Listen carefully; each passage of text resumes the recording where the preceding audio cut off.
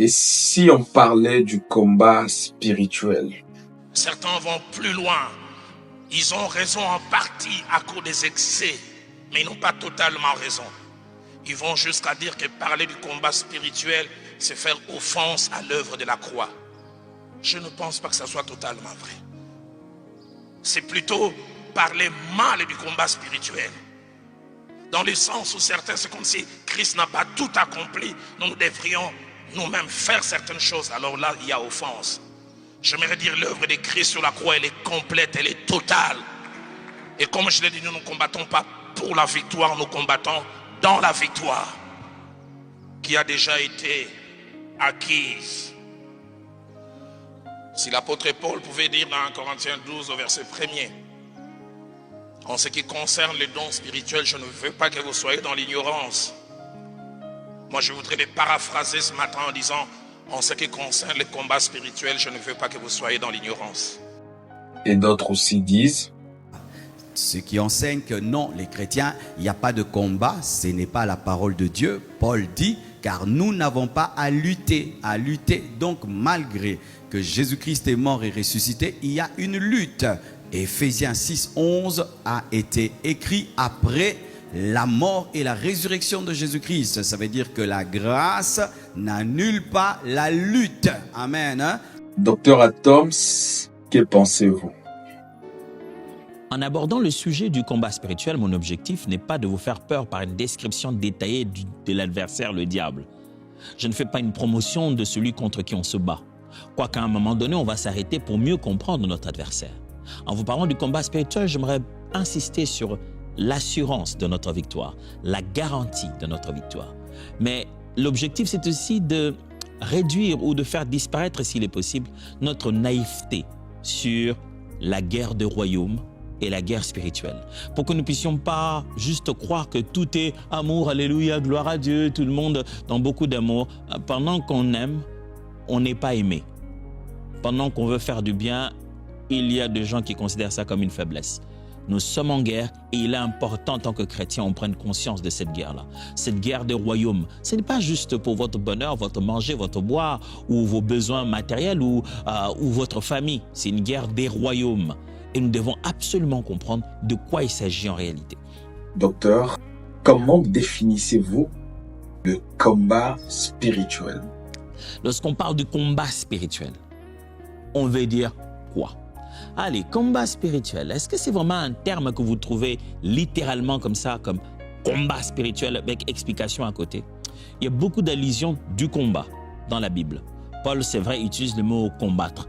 Le bon combat, le combat de la foi, mais il ne met pas le mot combat avec spirituel. Mais après, vous vous rendez compte qu'il y a des armes que Dieu nous donne. Il en parle dans Éphésiens. Et il dit que nous n'avons pas à combattre contre la chair et le sang. Et il se met à décrire que nous savons notre combat se passe à un niveau spirituel. C'est vrai que les mots ne sont pas, les deux ne sont pas collés comme ça ensemble à tout moment, ou presque jamais d'ailleurs, combat spirituel. Mais le combat étant spirituel est un concept très clair et dit dans l'Ancien et dans le Nouveau Testament. Oh oui, dans l'Ancien Testament aussi, le combat spirituel, ainsi que dans le Nouveau Testament, est encore une réalité aujourd'hui. Devons-nous parler du combat spirituel ou devons-nous juste parler de la victoire que nous avons en Jésus?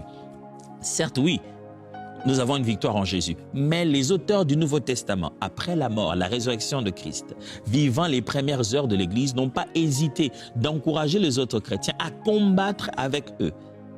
N'ont pas hésité d'éveiller dans la pensée, dans la réflexion de chrétiens, le concept, la réalité du combat spirituel ou la guerre entre le royaume pour faire avancer notre royaume de Christ, gagner les âmes à Jésus, amener les gens vers Christ. C'est une bataille qui s'est faite contre les pensées, contre les arguments, contre les esprits. Et donc, il y a bel et bien combat. Je suis désolé de vous l'annoncer si vous pensez qu'il n'y avait plus combat parce que Jésus a gagné à la croix. Oui, il y a bel et bien combat. Pas parce que nous n'avons pas la victoire, parce que nous avons la victoire. Chaque espace que nous devons continuer à gagner, on y trouvera de l'adversité. Mais ce n'est pas pour que nous puissions nous battre, nous encore, mais c'est pour pouvoir imposer la victoire de Christ. Un bel exemple, une très très bonne prédication que j'ai entendue d'un de mes pères qui a très bien fait cette allusion sur ce texte qui s'appelle Daniel Kawata. Il expliquait un jour la beauté du combat de notre victoire. Et pour cela, il a utilisé l'exemple de la bataille de David. Il expliquait en disant ceci. De la même manière que David est venu se battre contre Goliath, une guerre entre deux adversaires seulement, chacun représentant un de camps. David pour Israël, Goliath pour les Philistins. Et ils se sont entendus, celui qui va vaincre cette bataille deviendra source de victoire pour chaque camp. Et qu'est-ce qui se passe quand plutôt David a gagné Goliath? Les restes des militaires, ils ne se battaient plus en réalité. Personne ne pouvait plus, aucun Philistin, même s'il osait tuer ou bien mettre à terre un Israélite, n'oserait dire qu'ils ont gagné. Parce qu'Israël a gagné dans un seul combat, celui de David. Et parce que Goliath est tombé. Les Philistins, ils ne se posent plus la question, sommes-nous plus nombreux que eux? Avons-nous plus d'armes que eux? Non. Dès que Goliath tombe, la Bible dit le peuple d'Israël s'est mis à le poursuivre. Et ils le poursuivent jusqu'à gagner la bataille. Ceux qui se battent là dans leur guerre entre Philistins et Israélites, ils ne se battent plus. Le Philistin qui tente de résister, il lui rappellera, hey, ce n'est plus notre combat. Nous avons déjà gagné. David a déjà gagné. Toi, tu dois te soumettre. Et c'est un peu ça la réalité, mes frères.